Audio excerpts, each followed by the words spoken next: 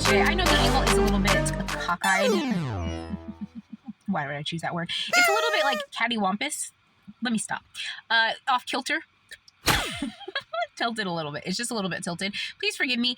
It's just the way it is. Do you know what I mean? My life is a little bit off center, left of the center, if you know what I mean. But I wanted to come to you today to talk to you about something that's very important. It's a very important part of my life and the humor that makes up my life. It's a very important part of the book and the multimedia experience if you have been following along here, and that is wordplay. And I believe that the place where you will find the most Shakespearean level wordplay and the most clever wordplay and just really next level poetry is hip-hop music. The people who write rap music, the rappers who write these lyrics, are the true Shakespearean level poets of the modern era.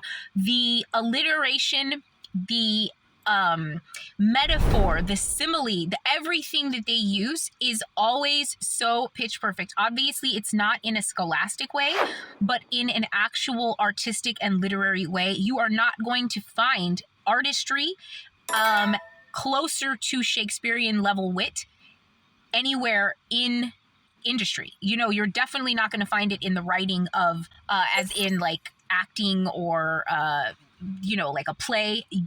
These days, it is really in the lyrics of hip-hop artists. And two of my absolute favorites, I'd say at the top of the charts, are two guys, and the reason why I love them over everybody else is because they both are unbelievably funny and humorous. One of them is Marshall Mathers, otherwise known as Eminem. I mean, he says in one of his lyrics, I work wizardry with these words. I can barely even say it. And he really is. He is like a little wizard with a little wand, and the wand is his pen. He is one of the most clever and funny people, most clever and funny rappers. And for me, he sealed the deal when he got into a beef with Machine Gun Kelly. And he, I think Machine Gun Kelly said something to the fact that like Eminem was old. And Eminem in his rap said, I'd rather be 80-year-old me than 20-year-old you. Killed it. Killed it. He killed it. If he lives to be fucking 85, 100 years old, he already killed it when he was in his 40s. That was one of the funniest things I ever heard. That sounds like something I would say. Like, I'd rather be 80 than 20 in your raggedy ass. Oh my God, I love that. And he's just hilariously funny. He says some of the funniest stuff. And I love that he picks on like the corniest people and he just fucking blasts their asses. It's just really hysterical because he's like kind of harmless, but he's very humorous, but he's super sarcastic. And I love that. And then the other guy who I absolutely love is Ludacris. Ludacris has some of the hardest lyrics you will ever hear. And for some reason, there's something about his personality. He's such a nice, likable guy that he can say whatever the heck he wants. Like, he has a song called Move Bitch Get Out the Way that's a crossover hit that you have soccer moms like singing that song. If anybody else said that, like let DMX or somebody say, let Lil Wayne say that, and it's not gonna fly the same way it does when Ludacris says it.